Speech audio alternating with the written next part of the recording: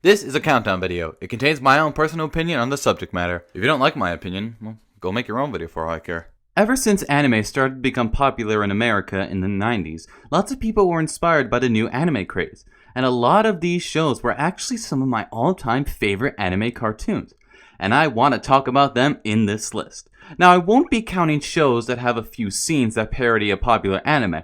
What I'm looking for is an entire show that is stylized after anime, or a show that makes me think that I'm watching an anime, or even a show that is sometimes mistaken as an anime.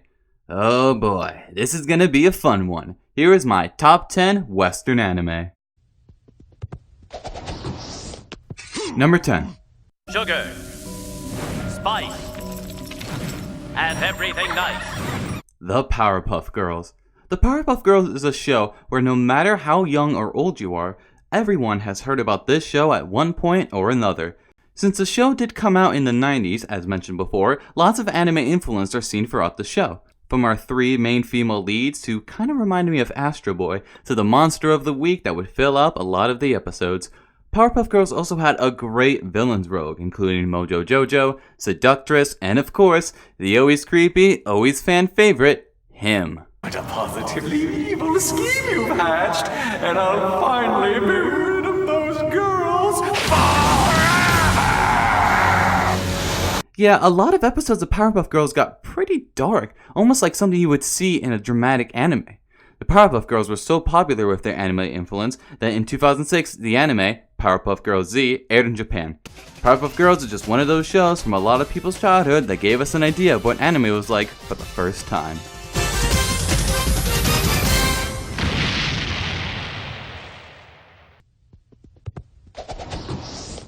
Number 9. Now the fool seeks to return to the past and undo the future that is Aku. Samurai Jack. Samurai Jack was one of those shows that you watched as a kid that made you very adult while watching it. It was dark, it had a more dramatic style to it, and the animation is somewhat very reminiscent of ancient Japan. I mean, Jack is a samurai that was sent to the future from ancient Japan by our main antagonist, Aku. Speaking of which, Aku was a pretty cool villain in just how much power he seemed to possess. Having the voice of the great Mako also didn't hurt. It's dark and edgy, lighthearted and fun, sometimes barely having any dialogue in a few episodes. Samurai Jack is a show that I definitely wish I watched more as a kid.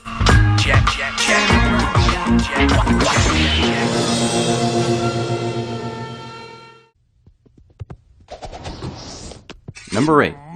Symbionic Titan. So what happens when the guy who created the previously listed Samurai Jack returns to TV animation? You get one of the most adult and very, very dark kid shows to ever hit American television. Fun fact, Symbionic Titan actually came out around the time that I started watching anime, and throughout the course of me watching the show, I sometimes forgot that the brilliant show that I was watching wasn't an anime. Our three main heroes would use their power of mind, body, and soul in order to defeat the monster of the week sent by a general who had taken over their home planet. Some scenes in the show could get very graphic at times. When I really think about it, I think I actually remember blood being shown. Dude, in an American kids show, that's rare. Which is a real shame because given a few more seasons, this show could have been one of the great dramatic kids shows, almost equal to a few others that you'll see on this list. But as is, Symbionic Titan is a short-lived show that I highly recommend you all to watch. Number 7.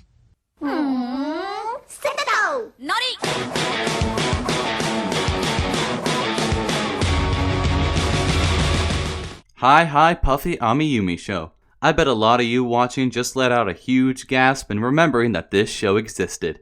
The Japanese pop singers Ami and Yumi gained popularity in the US after singing the theme for Teen Titans. Their albums became more and more popular in America that a TV show was created based on these two pop singers as they traveled around the world as Puffy Amiyumi. The show had a sort of craziness to it that is very hard to explain. The characters of Ami and Yumi do have sort of American designs, but you can see the Japanese style like in the eyes of the characters. Some other anime tropes of animation can be seen throughout the show as well, like with the characters' expressions. Sometimes the characters would speak Japanese as well, like in the opening.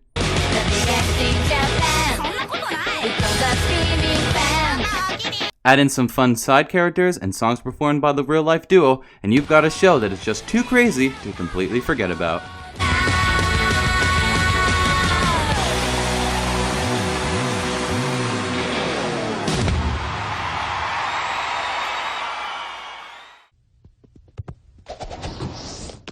Number 6.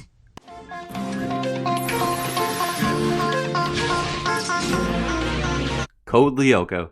Despite its repetitiveness, this show actually lasted up to around 100 episodes, and each one was pure anime-inspired goodness. This French-produced show is actually very often mistaken as an anime. This probably has to do with the colors in the animation being used. Add in a set of moves that each character would say when attacking, and you've got a show that has anime influence written all over it. Now, while the episodes would get very repetitive, especially in the first season, its story would get very episodic at times, giving us some very memorable characters and one badass villain in the 4th season. Looking back on the show, I actually remember that there were a lot more adult jokes that you would never see in a Y7 show in America. Not like subtle and clever jokes like you would see on something like Animaniacs, but more like adult talk and references. For example, there's an episode where Odd and Yumi swap bodies due to a malfunction, and throughout the episode there are some lines and jokes that you would hear more in a PG-13 comedy movie than you would a kids show. I have a dynamite body! Better than yours! For example, something's itching me in my back. I think it's the strap to your... Don't you dare take it off, you hear?